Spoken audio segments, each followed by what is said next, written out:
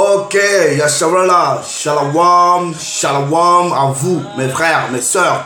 Shalom aux dispersés du Très-Haut à travers le monde. Vous qui êtes de près et tous ceux qui sont de loin, vous avez mes Shalom.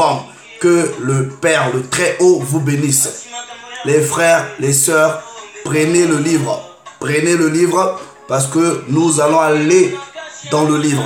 On va s'édifier et cette édification va s'adresser premièrement au frère Georges Nama. C'est encore une fois de plus une main tendue et par ricochet, cette édification va s'adresser à tous ceux qui aiment la parole. Donc prenez le livre, prenez les notes pour ceux qui aiment étudier. Nous allons aller dans les Écritures. Now, je vais arrêter d'abord la musique. Avant de commencer, je rends d'abord toute la gloire au Père, au Créateur de toutes choses par le Mashiach. Et comme d'habitude, c'est toujours pour moi, votre frère, un grand plaisir de venir vous parler. Georges Nama, malgré ta prière, le Très-Haut t'a voilé l'intelligence sur le livre des Actes des Apôtres. Et notre réaction va se baser sur son explication qu'il appelle étude approfondie du chapitre 8, 9, 10 et 11. Pourquoi nous choisissons de faire une réaction par rapport à cela? Parce que ce qui se passe dans le livre des Actes des Apôtres est très capital dans la compréhension du salut, de l'adoption des païens. Donc, si vous n'arrivez pas à comprendre le salut qui a été promis aux païens, selon le livre des Actes des Apôtres et selon les écrits de Paul, en ce moment-là, vous allez tout avoir faux. Donc, c'est l'édification que nous allons apporter. Ça va être long, mais nous allons le faire en plusieurs parties. Alright? Parce que on a besoin de briser les préceptes. Les casser. Un par un, ligne sur ligne, un peu ici, un peu là. Et nous avons non seulement les Écritures comme notre fondation, mais nous allons aussi aller chez les académiciens et chez les historiens pour prouver cet élément. Maintenant, j'ouvre une parenthèse. Je dis ceci. Je tends la main au frère Georges, une fois de plus, et à toute autre personne qui a peut-être la même compréhension que le frère Georges du livre, et principalement du chapitre 8, 9, 10 et 11. Si vous n'êtes pas d'accord avec les éléments que nous allons apporter ici, si vous êtes sur YouTube et que vous parvenez à voir cette vidéo, ça veut dire que vous avez une chaîne. Mettez-vous devant une caméra, ramenez vos préceptes et on va les examiner. Ok? Non. Les frères et les sœurs, je dis ceci. Si vous ne maîtrisez pas l'adoption, le salut qui a été promis aux nations, c'est-à-dire aux païens, aux étrangers, si vous ne savez pas qui sont ces étrangers-là, qui sont ces païens-là, qui sont ces gentiles, les gentils, vous n'allez pas comprendre qu'est-ce qui se trame dans le Nouveau Testament. Et vous risquez d'être un mélangeur. Non, je veux réagir principalement sur l'eunuque éthiopien, puisque le frère dit que l'eunuque éthiopien est le premier Africain noir à recevoir, soi-disant, la parole, à accepter Jésus. Right? Donc, ça veut dire quoi? Pour eux, pour lui plutôt, c'est que ceux qui lui ont apporté la parole n'étaient pas des noirs. Et il va dire, vous allez l'écouter, que Corneille, c'était un Romain, un premier Européen. En sous-entend déjà par rapport à son argumentaire, vous pouvez voir le paradigme et la narrative derrière, qui pense que c'est Corneille là, ces eunuques éthiopiens là, Corneille est blanc, tout ça là. Non. Et dans une des vidéos, en tout cas, par rapport à ces chapitres, le frère plus tard va dire, surtout dans la vidéo du chapitre 10, que soi-disant, vous pouvez manger de tout ce que vous voulez, mais aussi longtemps, c'est pas un animal étranglé, c'est pas où le sang. Donc, on va prendre le temps de deal avec tout ça là, même en 2-3 vidéos, pour que les frères soient édifiés. Et je dis ceci, frère Georges, si vous n'êtes pas d'accord, ramenez vos préceptes. Je suis parti sur votre chaîne, ça fait au moins, je vous ai laissé des messages et vous n'avez pas réagi. D'autres frères vous ont laissé des messages, il semblerait que vous les avez effacés et j'ai comme l'impression, vous devrez d'abord valider afin qu'un message s'affiche. J'ai comme l'impression, mais je ne sais pas. Donc, nous allons aller dans les Écritures. Donc le frère a fait d'abord une prière en disant que c'est Dieu qui lui donne l'intelligence d'expliquer soi-disant les mystères. Nous sommes allés dans les explications que Dieu lui a inspirées. On n'a pas vu, en tout cas personnellement, j'ai pas vu une profondeur. Maintenant, le frère a ce que lui il appelle par étude approfondie. L'étude approfondie, ce n'est pas une lecture de verset par verset. Et j'ai passé aujourd'hui, en allant au travail, plus d'1h30 à écouter comment est-ce que tu allais expliquer de façon approfondie Actes des Apôtres au chapitre 11, de la seconde 0 jusqu'à la minute, peut-être 1h30 et quelques, il n'y a même pas un verset qui a été expliqué. Vous avez passé du temps à discourir, à donner vos avis personnels. Non. Regardez ce que les Écritures disent. Puisque le frère aussi, dans une des vidéos, il dit qu'il faut avoir la mentalité bérienne. Ok? Donc nous allons appliquer cette mentalité. Parce que Ésaïe dit quoi? Vérifiez dans Ésaïe chapitre 28. À qui veut-on donner des leçons? À partir du verset 9. À qui veut-on enseigner la sagesse? Est-ce à des enfants qui viennent d'être sevrés? Est-ce à ceux qui viennent de quitter la mamelle? C'est en effet précepte sur précepte, ligne sur ligne, précepte sur précepte, un peu ici et un peu là. Et dans Néhémie chapitre 8 au verset 8, on doit lire distinctivement. La parole dit, et ils lisèrent distinctivement dans le livre de la loi et ils en donnaient le sens. Donc nous allons appliquer ces méthodes-là et tendre la main aux frères. Alright? Nous allons te tendre la main because you got it wrong. You got it wrong. Now, on va l'écouter et à travers de cette série-là, on va vous expliquer ces concepts-là. Dans le passé, on avait déjà touché, mais aujourd'hui, on va encore aller beaucoup plus dans les profondeurs puisqu'on a quand même des documents académiques et historiques. Ok? Et le frère, tu peux t'en procurer, étudier. Parce que la parole dit quoi? Study to show yourself approved. Ok? Non, on va écouter le frère, on va écouter son témoignage et nous allons aller dans les Écritures. Parce que l'interprétation que le frère a donnée des Écritures, vous pensez que le plan du salut aux païens, c'était livré à tout le monde. Qui sont ces païens-là? Les Écritures vont vous dire. Alright? La Bible là. C'est pas pour les mélangeurs. C'est pas pour les métisseurs. Alright? Non. Si vous venez avec, vous soi-disant, vous êtes des pasteurs, vous voyez, cette Bible-là n'est pas un livre chrétien. La Bible n'est pas un livre chrétien. C'est le livre des Israélites. Donc, ça veut dire quoi? Son interprétation ou son explication ne peut pas se faire en dehors de la culture israélite. Non. On va prendre ton témoignage. Ensuite, nous allons aller dans les Écritures, un peu dans l'histoire chez les académiciens. And we're gonna break down the precept. Donc, premièrement, on va t'écouter. On va réagir sur l'eunuque éthiopien. Ensuite, on réagit sur Corneille. Et à la fin, on va réagir sur le plan du salut, ton interprétation de qui étaient sauvés, les païens, tout ça là, ton interprétation. Et on va réagir quand même sur le manger, puisque vous pensez que quand on dit manger de tout ce qui se vend au marché, c'était quoi qui se vendait au marché? Puisque vous dites, oh, les gens doivent manger même le porc, mais pourvu qu'il n'y ait pas de sang. Anyway, on va écouter le frère.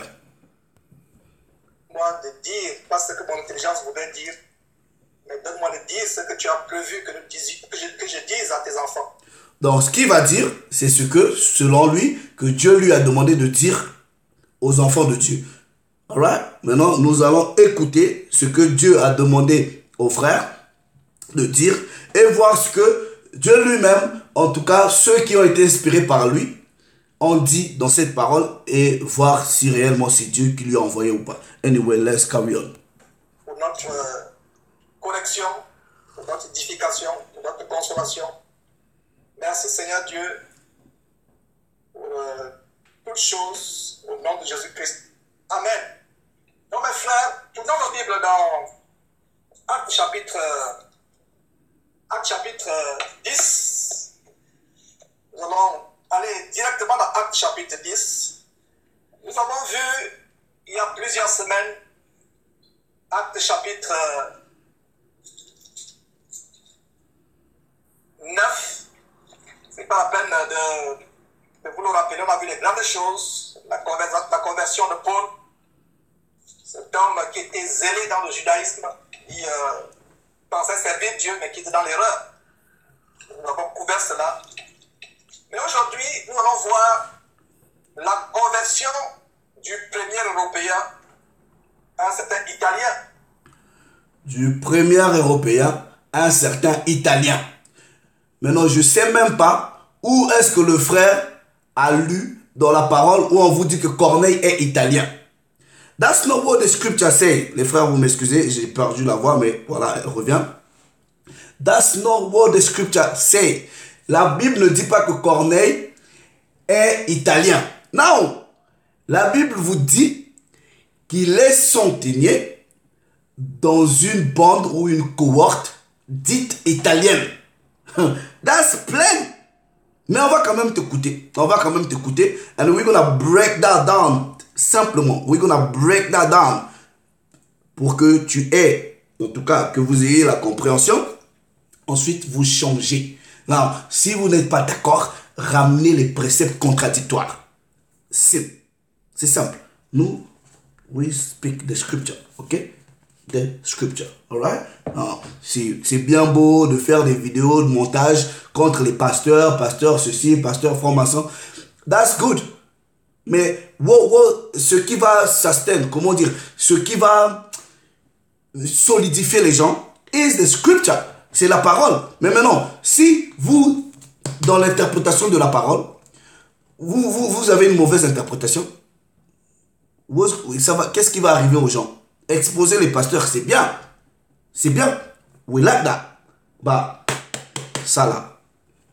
On va vous écouter. Corneille, un secteur européen, italien. C'est pas là. Déjà, le chapitre 10 du premier verset ne vous dit même pas que la nationalité ou de la personne. Alors, guys, vous devrez avoir l'intelligence de différencier nationalité et citoyenneté. Ok? Parce que dans la Bible, ce sont des notions différentes. Vous allez comprendre que Paul, par exemple, de Tarse, est citoyen romain. Mais sa nationalité, c'est-à-dire sa descendance, ou beaucoup plus, c'est-à-dire sa descendance ethnique, il est Moutouya, c'est un Israélite. On va étudier tout ça, on va lire pleinement dans la parole. On écoute le frère. On voit des grandes choses, comment le Seigneur a touché cet homme. Et il y a plusieurs semaines, au chapitre 8, on a vu la conversion, le baptême du premier non-juif de naissance. C'était un Éthiopien, un Africain, un eunuque éthiopien qui était le ministre des Finances de la reine Candace, qui s'était rendu à Jérusalem pratiquer ce qu'il semblait. Bon, juste une petite nuance. La reine, c'est pas la reine Candace. C'est pas son nom. Candace, c'est pas son nom. Ok? Candace, c'est une administration. Elle est reine de Candace. Ok? Ça, c'est quand même un petit truc que les gens, de fois, bon, voilà. Anyway, let's listen. Ce qu'il pensait être bon, le judaïsme. Et de retour, l'Esprit Saint a envoyé Philippe. Donc, le frère dit que l'Éthiopien, là, le premier Africain à se convertir, il partait à Jérusalem pour pratiquer ce qui lui semblait être bon. Pour pratiquer ce qui lui semblait être bon. Ok? Ça, c'est les propos du frère.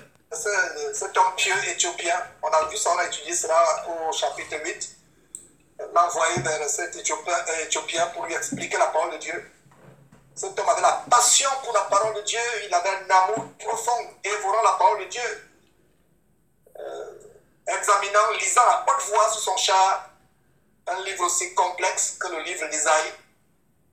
Et voilà comment Philippe, poussé par le Saint-Esprit, lui a ouvert davantage les yeux sur la compréhension de la parole de Dieu. Et cet homme a été brièvement instruit sur toute la doctrine. Non, anyway, ok. Donc, selon ce que je comprends du frère, l'eunuque éthiopien, ok, un Africain, soi-disant pour lui, il est le premier à être converti. Non. Nous allons dans Actes des Apôtres au chapitre. Let me take this. Donc, le frère souvent dit qu'il est béréen. On va essayer de le copier dans ce sens. Nous allons aussi lire. Dans Actes chapitre 8, sorry. Actes chapitre 8. Non. Par curiosité, les frères, essayez de réfléchir. Par curiosité. Regardez ce que la parole dit. Actes chapitre 8. Je lis à partir du verset... Hold on. À partir du verset... Hold on. Where does it start? Ok. Hold on. Where does it... Ça va commencer à partir... Ok, à partir du verset 27. Vous connaissez le contexte, voilà. Philippe est envoyé, voilà, regardez, à partir du verset 27, il est écrit. Et il se leva, et voici, ok.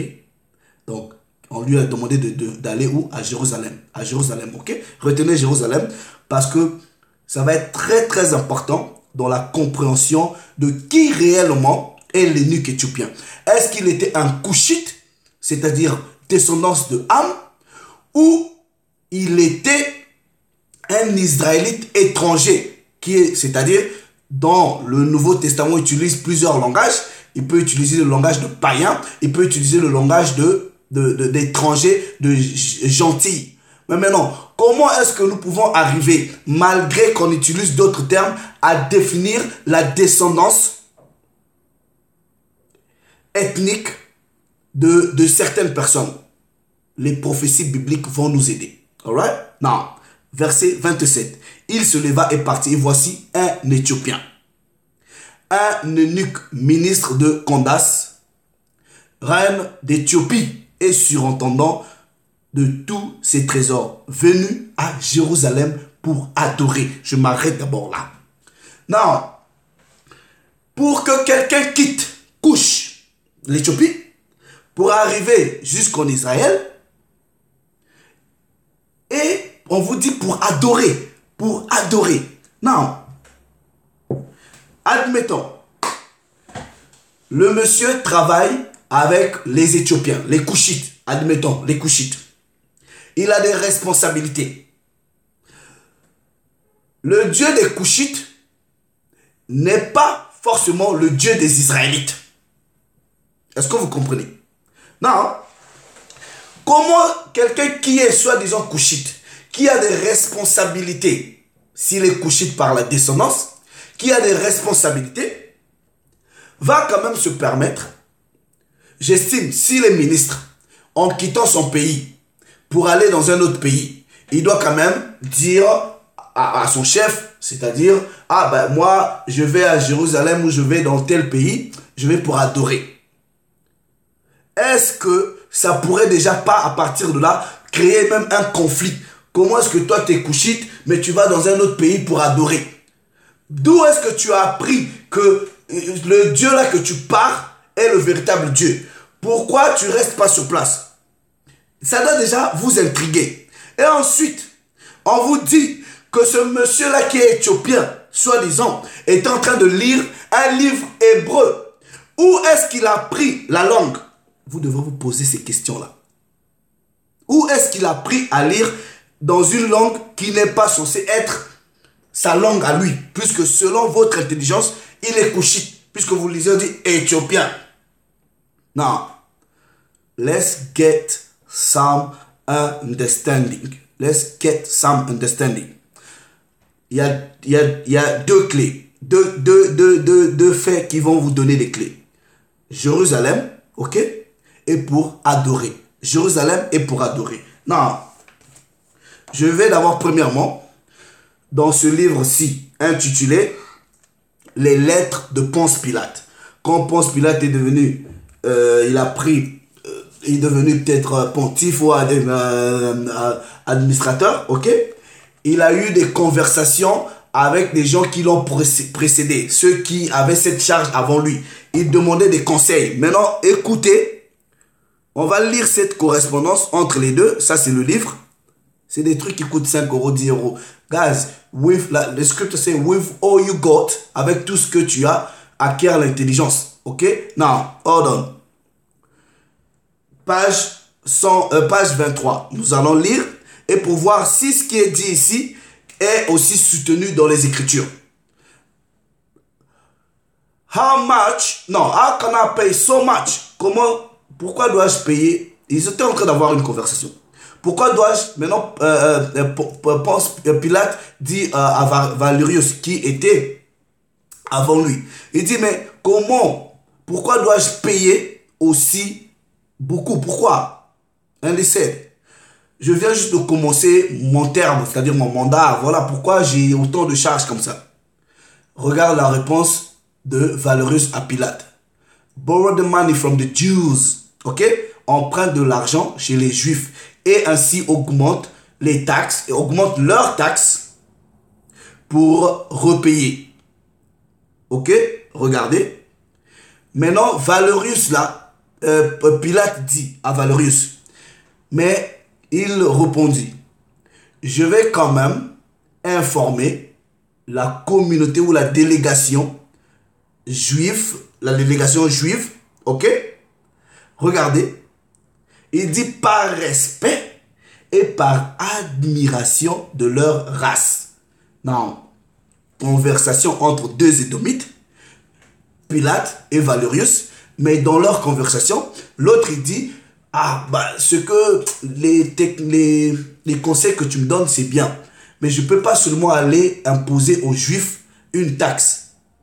Puisqu'ils sont organisés, je vais quand même informer leurs responsables, ceux qui sont à la tête, par respect et admiration de leur race. Donc ça vous prouve déjà que même Pilate lui-même, il n'était pas hébreu israélite. They're talking about the Jews, ok, les Juifs, parce que le terme juif, on va vous expliquer. It means, ça a beaucoup de considération. Donc il dit, je vais quand même informer, par respect et par admiration de leur race, que j'ai l'intention de remettre une taxe un dixième sur les taxes. Pourquoi pas, dit Valérius. Moi-même, je l'ai fait. Quand j'étais dans ma position de chef là, j'avais fait ces taxes-là. Et il dit, et dans les 6 prochains mois, remets la taxe, et dans les 10 prochains mois, rajoute une autre. Ok? Non. Maintenant, regardez ce qu'ils disent.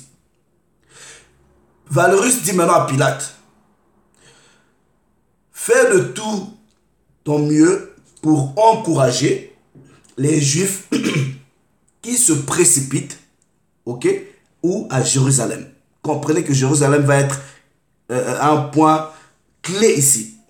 Les Juifs qui se précipitent, encourage les Juifs qui se précipitent, ou à Jérusalem, d'où de l'Asie, parce que ayez cette compréhension géographiquement biblique des locations. Des Juifs venus de l'Asie et de l'Afrique. Alright? En parlant de l'unique, des Juifs venus de Jérusalem, de l'Asie et de l'Afrique, au temps des grandes festivités. Alright?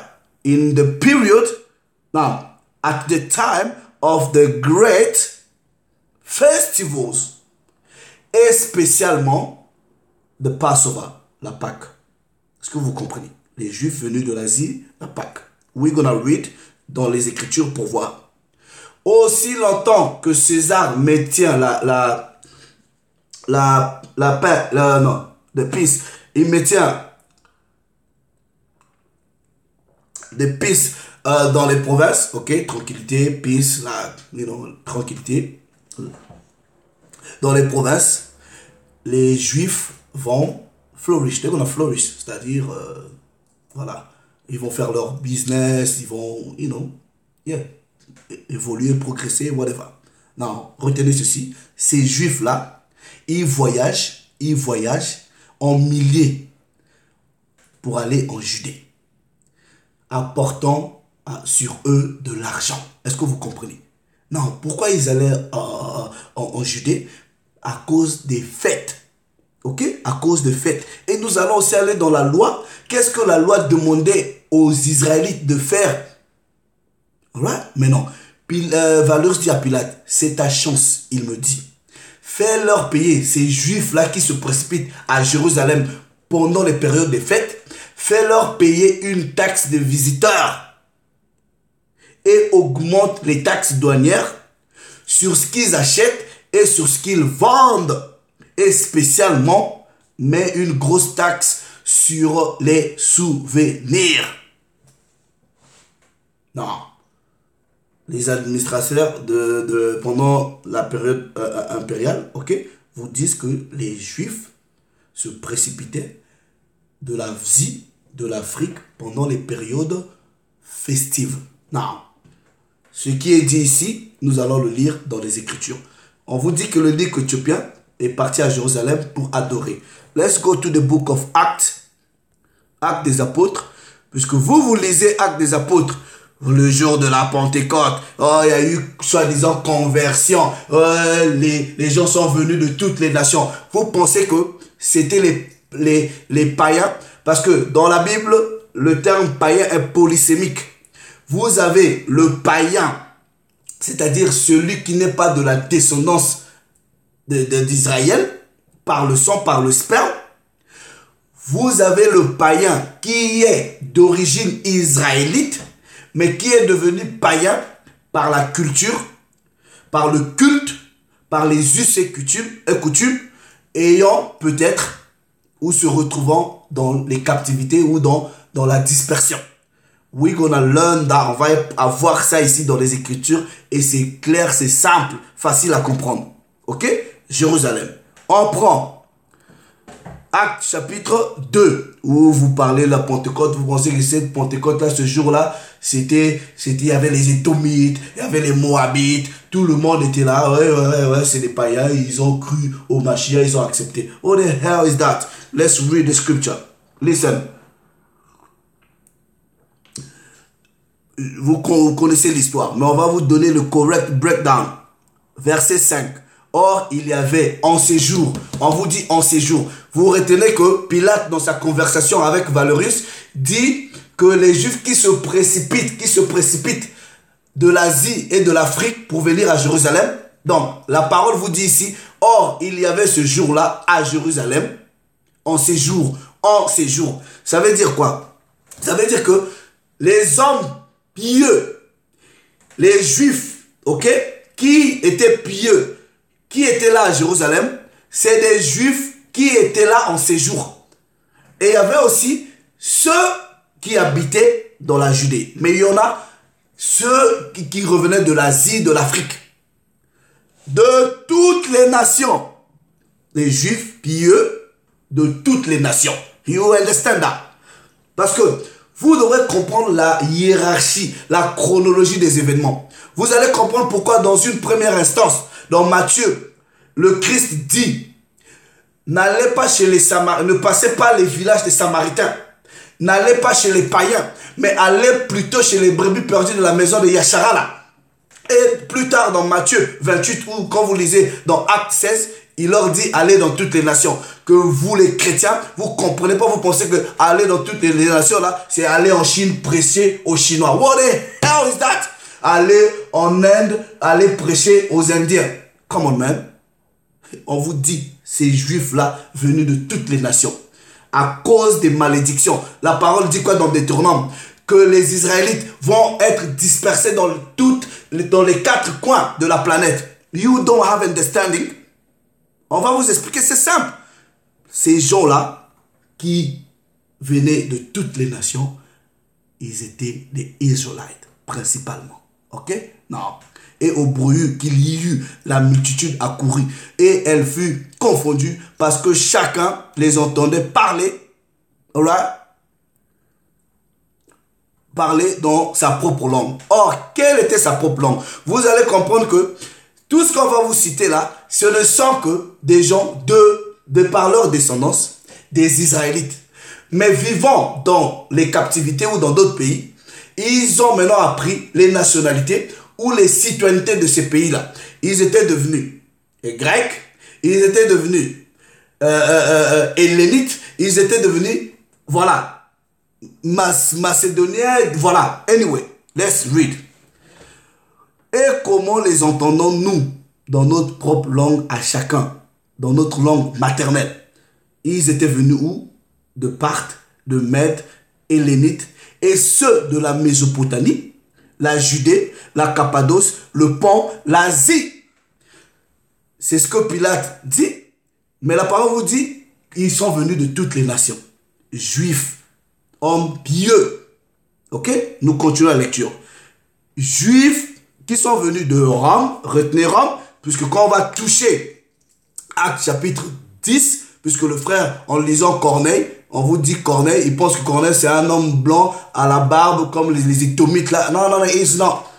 He's a black man. And we're going to prove that according to the scripture. Ok? Now, on vous dit ceci. Venu de Rome, juif et prosélyte. Qu'est-ce que c'est qu'un prosélyte? Vous allez comprendre que selon les Écritures, les prosélytes là, c'était toujours des Israélites, maintenant qui se sont, on va pas dire convertis. Il n'y a pas, ça c'est ce que eux vous disent. Mais ils reviennent dans le culte de leur père. Ça veut dire quoi? Nous tous, nous qui vous disons, nous qui sommes revenus, on a été des prosélytes. On est donc, c'est-à-dire, on revient. On va prendre ça. Prosélyte.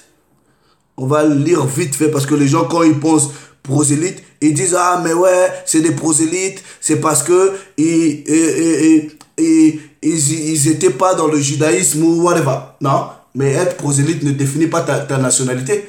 Ça veut dire quoi? Si tu es israélite par ta descendance et que tu pratiques d'autres spiritualités, mais quand tu reviens à la maison, tu es un prosélyte. Et c'est ce qui se passe dans Actes chapitre 10, 11, 15.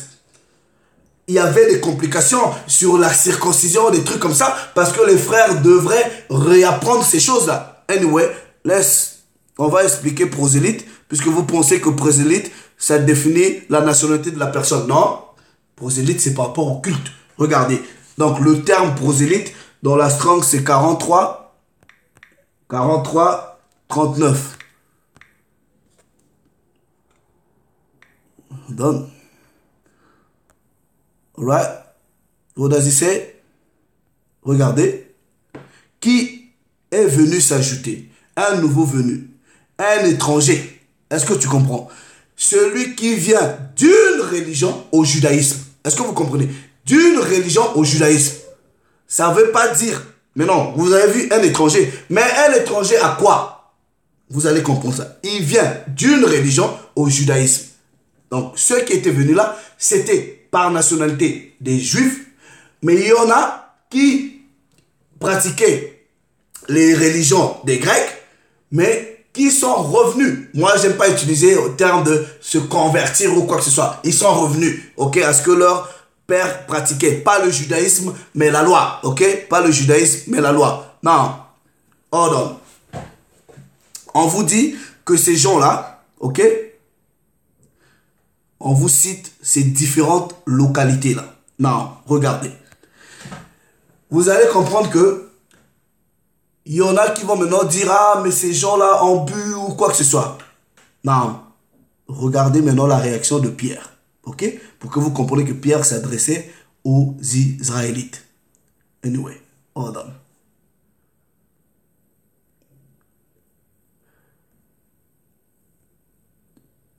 Voilà. Maintenant, alors Pierre, se présentant avec les 11, éleva la voix et leur parla en ces termes.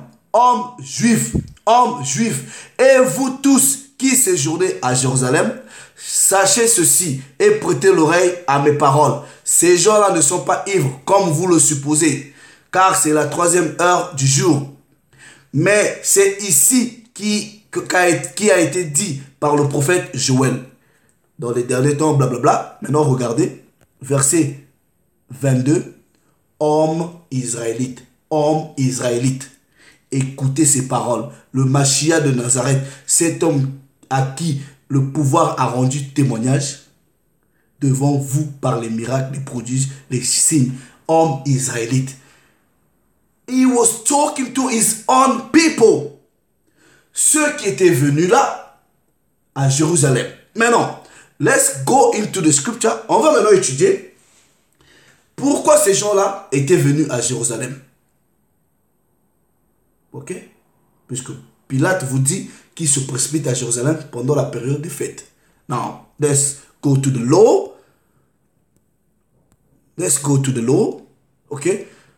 C'est précepte sur précepte. Ok? C'est pas venir là, lire un verset, faire une lecture. Non.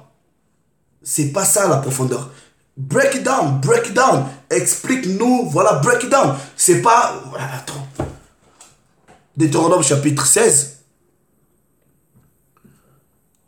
We love the scripture. Nous, on aime les écritures. Si tu break ça, tu décortiques ça bien, we love it, ok? Now, Deutéronome chapitre 16. À partir du verset 16.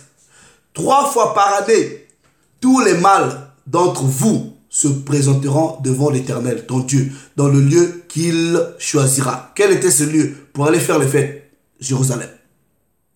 À la fête des pains sans levain, à la fête des semaines, Pentecôte, à la fête des tabernacles, et on ne paraîtra point devant l'Éternel les mains vides. C'est pour cela Pilate, dans sa conversion, dit, mais quand ils viennent là, ils ont l'argent, ils vendent des trucs, ils achètent des trucs, mais les taxes, tu ne te présenteras pas les mains vides. That's the scripture. C'est pour cela, vous voyez, ceux qui venaient de l'Asie, partout, ils venaient là. Et l'eunuque éthiopien n'était pas une exception. Un Couchite, un Hamite, il ne va pas quitter son pays pour aller adorer, soi-disant en Israël, le Dieu d'Israël. It does not make any sense. Ça n'a pas de sens. Qui lui a prêché le Dieu d'Israël alors? Non. Qui lui a prêché? He was just coming back. Certes, il était dans un autre pays. Il avait toujours cette attache en disant, le Père avait dit à nos pères d'aller toujours à Jérusalem. Non. Est-ce qu'il y avait des Israélites au niveau de couche? Regardez, dans Actes des Apôtres, on vous cite quand même, quand vous lisez, on vous cite des pays ou des villes ou des localités, hein? Actes des Apôtres chapitre 2, voilà. On vous cite, ils sont venus des LAN, c'est des Élanites, voilà, Macédonie, Judée, Asie. Non, hold on. Let's go and prove this. Let's go to, on prend par exemple Jérémie, chapitre 44, verset 1er, on vous dit, la parole fut adressée à Jérémie sur tous les Juifs demeurant au pays d'Égypte. On vous dit déjà qu'il y avait des Juifs en Égypte. Alright? Voilà. Now, let's get this. Let's get this completely pour que vous compreniez. Regardez ceci. Ésaïe Ésaïe chapitre 11.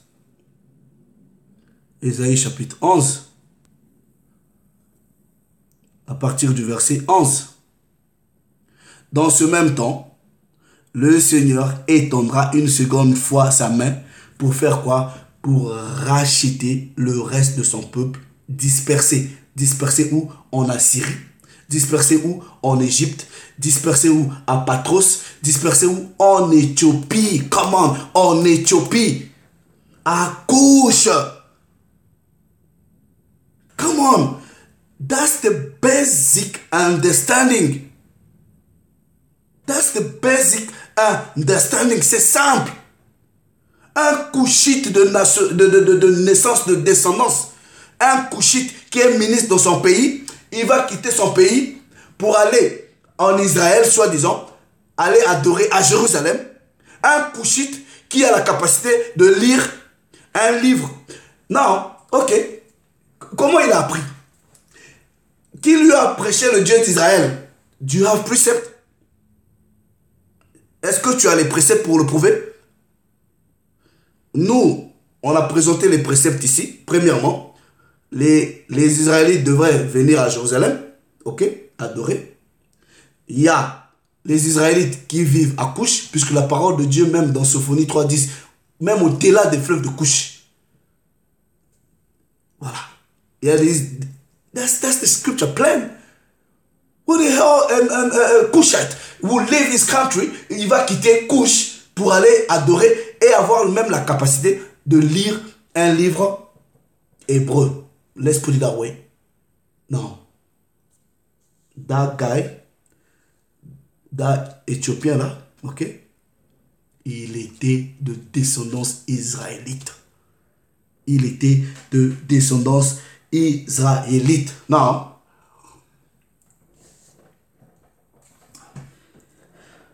Let's prove this. Because vous devrez avoir la compréhension historique des choses. On vous dit qu'il était un eunuque. Let's go to Isaiah. Regardez ce que la parole disait des eunuques. On prend Isaïe chapitre 56. Let's read. Hold on.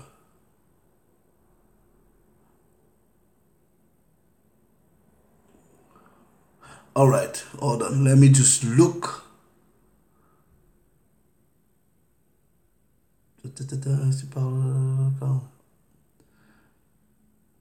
Il y a un précepte là, ça c'est quel? 56.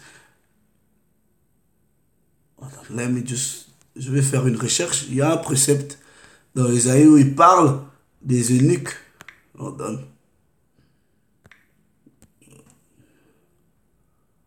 All right. Yeah, Isaïe 56.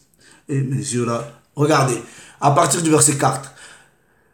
Verset 4. Car ainsi parle l'Éternel aux eunuques qui gardent quoi? Qui gardent mes sabbats, mes repos, qui choisiront ce qui m'est agréable et qui persévéreront dans mon alliance. Period. Ce monsieur-là, c'était un eunuque. Il connaissait la loi, il connaissait les alliances, il savait ce qu'il devrait faire, même si il ne vivait pas en Israël. Come on, that's the scripture. Un eunuque couchite ou un eunuque édomite. Où est-ce que vous avez vu des... Ok, vous avez vu ça où? Un eunuque édomite, un eunuque, je sais pas, whatever, venir à Jérusalem et adorer. Le Père est en train de parler à ces eunuques-là qui font partie de son peuple. Eux qui gardent et qui persévèrent dans son alliance. That's plain the scripture. Plain. Donc, si vous avez d'autres préceptes qui peuvent prouver que cet eunuque-là, it was un Cushite par sa descendance. J'ai bien posé la question là sur ta chaîne. Est-ce que l'eunuque éthiopien était un Cushite? Il faut nous prouver par les Écritures. Et on va maintenant rentrer dans Corneille. Non. Pour Corneille, je ne veux pas que la vidéo soit longue, 1 heure maximum. On va ramener des documents historiques qui vont peut-être vous aider à comprendre que oui, il y avait des Israélites qui servaient dans l'armée romaine. Il y avait des Israélites de nationalité, de descendance, mais qui avaient pris la nationalité romaine. Et vous allez comprendre, selon les académiciens, à chaque fois un Israélite rejoignait la légion romaine, il devrait changer de nom, porter un nom soit romain, soit grec. C'est pour cela quand vous lisez les gens comme les Corneille, vous voyez Cornelius, vous pensez que c'est un romain de descendance. It's not. Les Écritures vont vous prouver cela. And we're gonna study that tranquillement avec les Écritures, avec l'histoire et avec les prophéties bibliques. Now, hold on.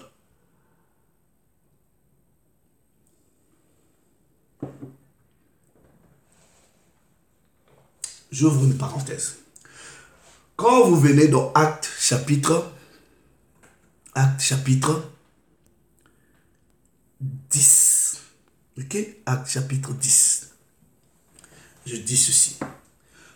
Toute personne qui va lire le livre des Actes des Apôtres, surtout le chapitre 10, et donne une interprétation du livre en fonction de la nourriture, puisque vous voyez, on vous dit, Pierre, tu et manges, ou Pierre, ce que Dieu a dit pur, ne le regarde pas comme impur, et vous pensez qu'il s'agissait de la bouffe, vous n'avez rien compris. La vision de Pierre était une vision représentative d'Israël. Une partie d'Israël qui était devenue impure, qui était la symbolique des animaux impurs. Et on va vous dire que c'était une nappe. Alright? Dans d'autres versions, on va vous dire que c'était un vase. On va prendre ces préceptes-là et les décortiquer à la lumière des Écritures. Now, before we do so, let's go to Actes des Apôtres au chapitre 10.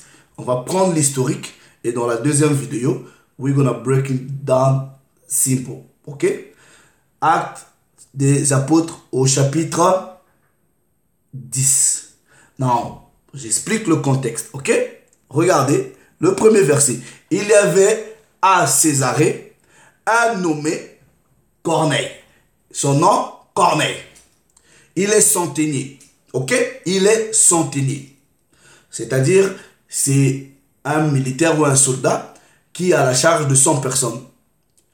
Dans la cohorte dite italienne. Non, quand les gens disent, oh, il s'appelle Corneille, il travaille dans une brigade ou dans l'armée italienne, les gens pensent automatiquement que c'est un Italien. C'est pour cela que vous devrez étudier. Vous, spécialement même mes frères, vous n'aimez pas étudier. C'est-à-dire, vous voulez que les gens viennent vous raconter des histoires à dormir debout, le spectaculaire, tel pasteur a fait ceci, exposer le pasteur, yes. Ah bon, mais non. Après avoir exposé le pasteur, are you gonna feed the flocks? Les brebis là, vous les feed, C'est-à-dire, vous les nourrissez avec quoi? Le premier verset ne dit même pas, ne définit même pas la descendance de la personne. Au contraire, ça donne juste son travail, ou peut-être il travaille pour le compte de qui? Non. Ordonne. Je prends. Ok? Je prends. Vous connaissez le contexte. Voilà. Et Pierre, il a une vision. Bref. Du Corneille envoie des gens aller chercher. Bref. Ok?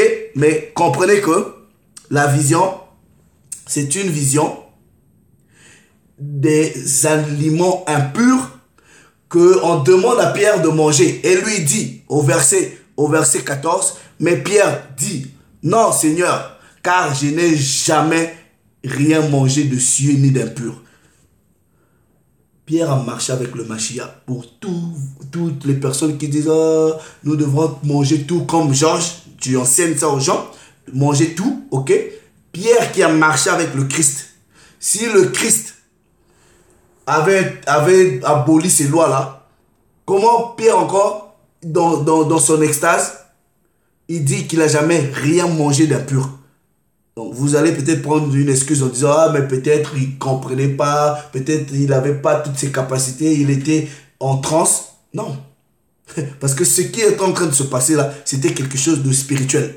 Mais malgré, il vous dit qu'il n'a jamais rien mangé d'impur. Et ce n'est qu'une représentation d'un peuple, d'une nation, ou d'une partie d'un peuple, d'une partie d'une nation qui est impure. Et vous allez comprendre que Corneille faisait partie de ces gens-là. Ce qui se produisait ici était spirituel, ok? Qui accomplissait les prophéties du retour d'Israël et de l'adoption de ceux qui ont été rejetés, ok? On va expliquer la réconciliation des deux maisons d'Israël. On va expliquer cela. Regardez maintenant. Maintenant,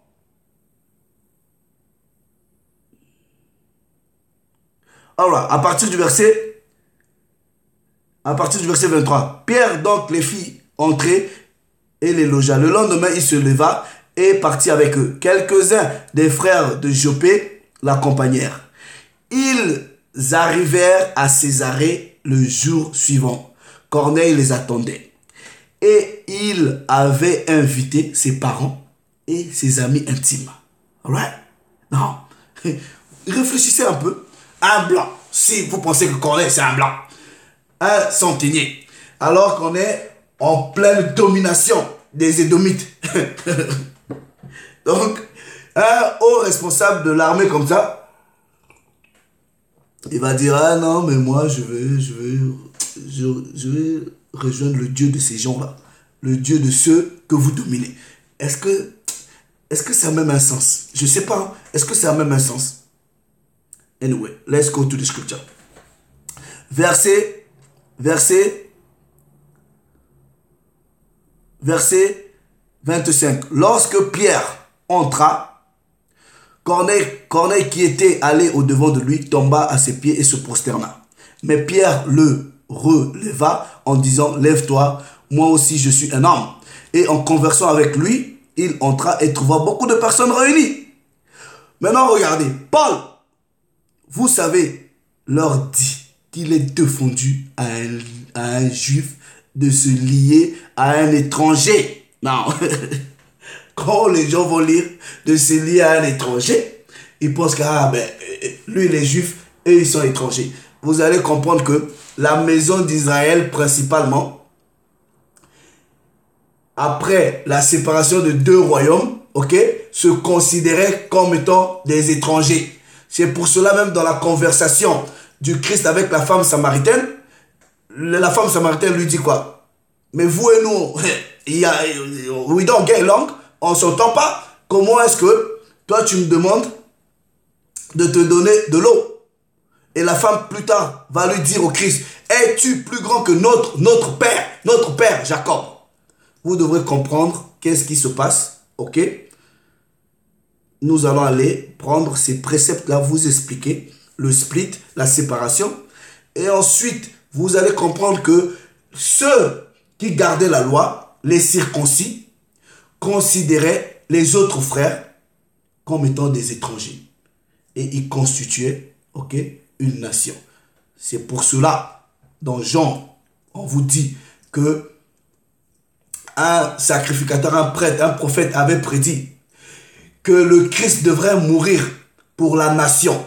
Ok, j'ai été envoyé que pour les brebis perdus de la maison d'Israël.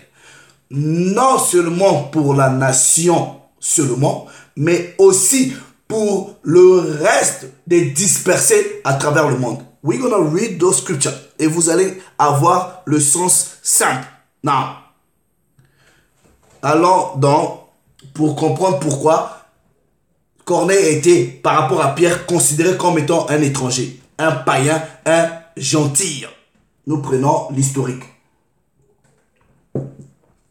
Vous savez que Salomon a eu à faire n'importe quoi, suivez les femmes étrangères, bref, ok? Si vos pasteurs ne vous enseignent pas l'historique, you go to study, étudier. Non. Nous prenons un roi.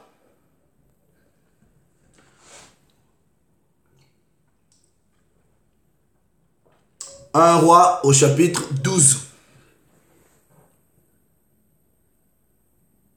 Un roi au chapitre 12. Nous lisons à partir du verset 20. Tout Israël ayant appris que Jéroboam était de retour, ils l'envoyèrent appeler dans l'assemblée et le firent roi sur tout Israël.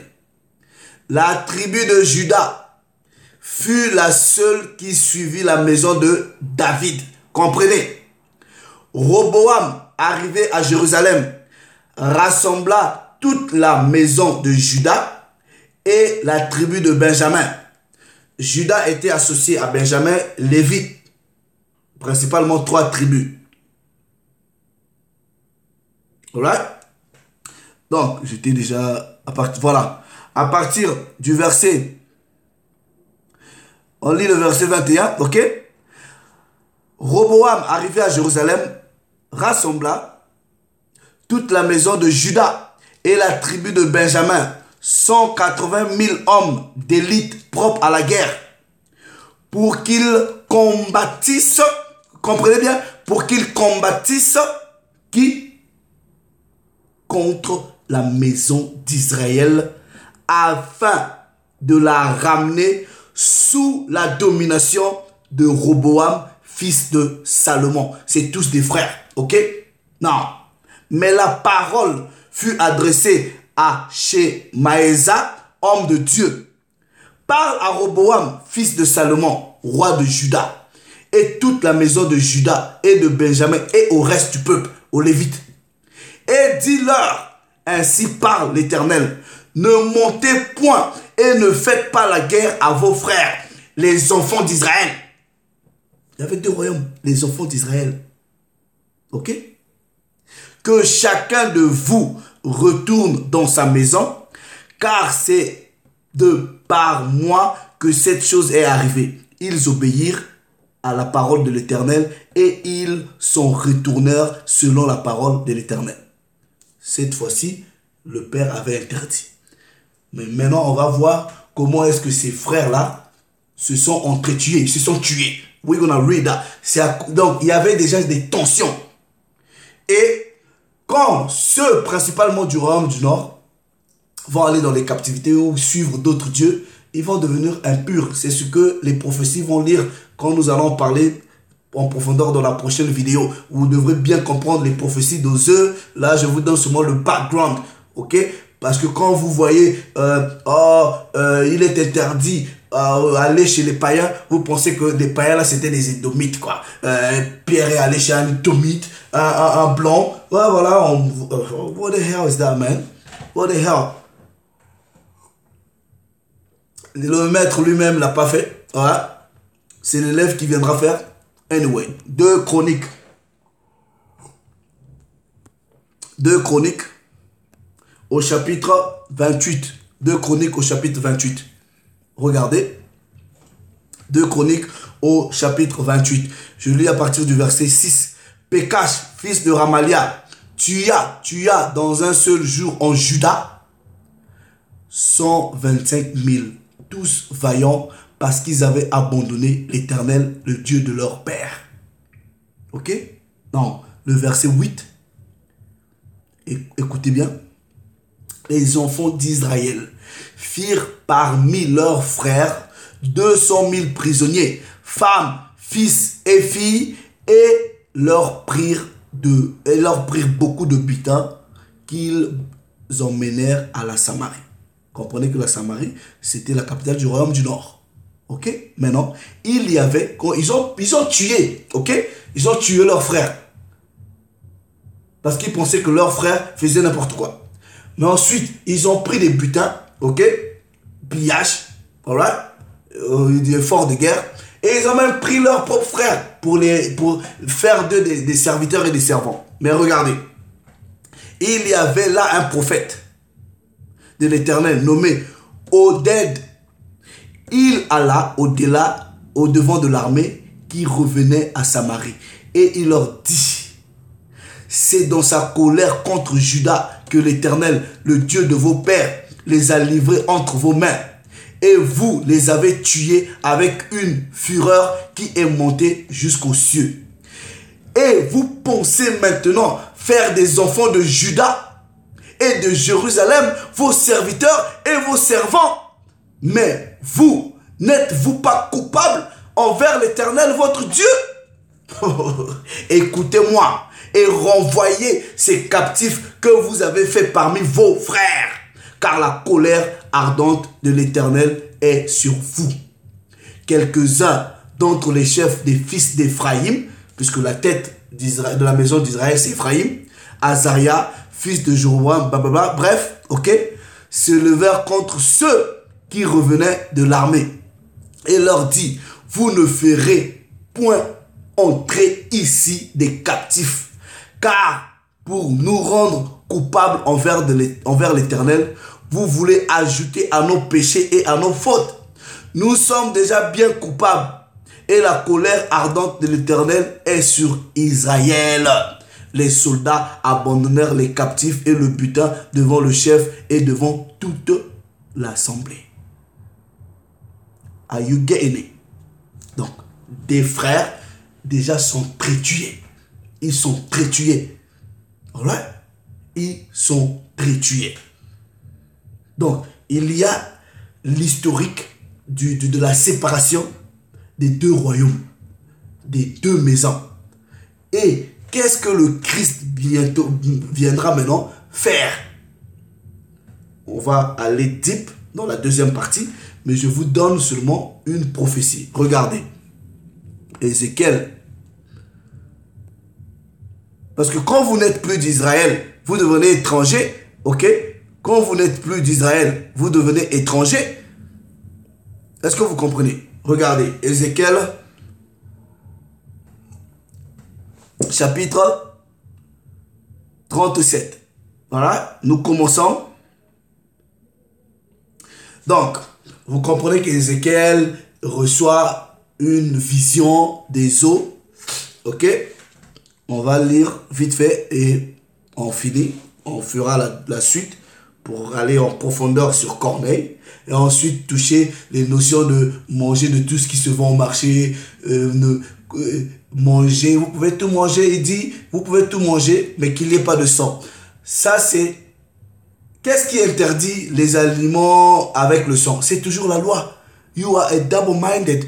And the scripture say, a double-minded person, ok, il est instable dans ses voies. Tu peux pas cherry picking. C'est-à-dire la loi, elle est là. Toi, tu choisis ça. Tu dis, non, it doesn't make any sense. Regardez. On prend... Anyway, vous connaissez, ok, je vais seulement lire. À partir du verset 4, il me dit, prophétise sur ces eaux. Et dis-leur, donc il était dans l'esprit l'a emmené dans une vallée, ok, ossements desséchés, écoutez la voix de l'Éternel. Vous pouvez lire du début pour bien prendre le contexte. Ainsi parle l'Éternel. à ces eaux, voici, je vais faire entrer en vous un esprit et vous vivrez. Je vous donnerai des nerfs et je ferai croître sur vous de la chair. Et je vous couvrirai de peau et je mettrai en vous un esprit et vous vivrez. Et vous saurez que je suis l'Éternel. Bref, now, hold on. Verset 11. Et il me dit, fils de l'homme, ces eaux, c'est toute la maison d'Israël. Voici, ils disent, nos eaux sont desséchées, notre espérance est détruite, nous sommes perdus. Alright? Now, regardez très bien, ok? À partir du verset 15. La parole de l'Éternel me fut adressée en ces mots. Et toi, fils de l'homme, prends une pièce de bois et écris dessus pour Judas et les enfants d'Israël qui lui sont associés. Judas était associé à Benjamin et à Lévi principalement. Ok? Prends une autre pièce de bois et écris dessus pour Joseph. Joseph c'est Ephraïm. Bois d'Ephraïm et toute la maison d'Israël qui lui est associée. Le reste des tribus. Maintenant on dit, rapproche-les l'une à l'autre pour former une seule pièce, en sorte qu'ils soient unis dans ta main. Ok? Et lorsque les enfants de ton peuple te diront, ne nous expliqueras-tu pas ce que signifie? Réponds-leur ainsi par l'Éternel. Voici, je prendrai le bois de Joseph qui est dans la main d'Ephraïm et les tribus d'Israël, lui associés, et je les joindrai à Judas et j'en formerai un seul bois, en sorte qu'il ne soit qu'un dans ma main. Alright? Une seule nation. That's the scripture. C'est pour cela, plus tard, dans le livre d'Ésaïe, même Paul, quand il dit, ouais, c'est pour exciter la jalousie de ceux de ma race, ok? On va lire ça, regardez, où on va vous dire que la jalousie d'Ephraïm, c'est-à-dire quand Ephraïm va rentrer dans le plan du salut, alright? On dit, Judas, tu ne seras pas jaloux. Ok, ne sois pas jaloux parce qu'ils vont revenir à la maison. Now, let's take this precept, ok? Dans les prophéties d'Ésaïe. Ésaïe, chapitre 11. Le Père, on vous dit, à partir du verset 12, il élèvera une bannière pour les nations. Il rassemblera les exilés des nations. Oh non, les exilés d'Israël. Il recueillera les dispersés de Juda des quatre extrémités de la terre. Verset 13.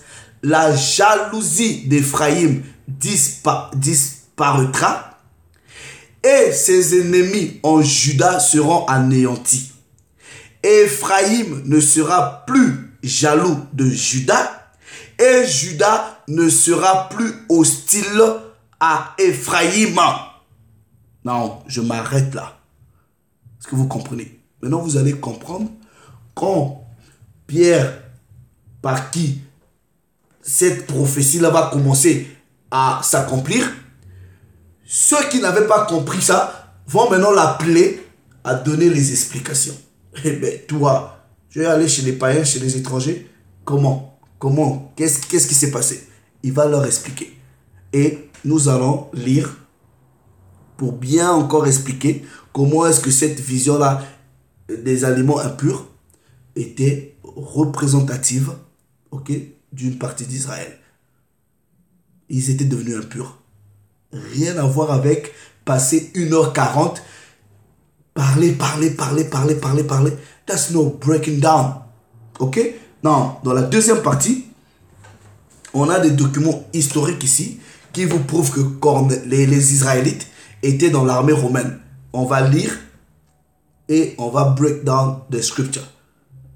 Ça, c'était la première partie. L'eunuque éthiopien, c'était un Israélite. Il est juste éthiopien, voilà, parce que il était un dispersé d'Israël. Non, je ne vous demande pas d'être d'accord. Si vous n'êtes pas d'accord avec ce que j'ai présenté ici comme argument, ramenez vos arguments contraires, line upon line, ligne sur ligne, précepte sur précepte. Venez pas donner vos émotions. Venez pas donner, moi je pense que c'est mon humble avis. Non, la vie, c'est là-dedans. Donc, je vais revenir avec une deuxième vidéo.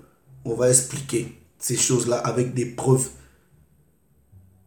Anyway, le Très-Haut s'est encore glorifié. Shalom Yasharallah.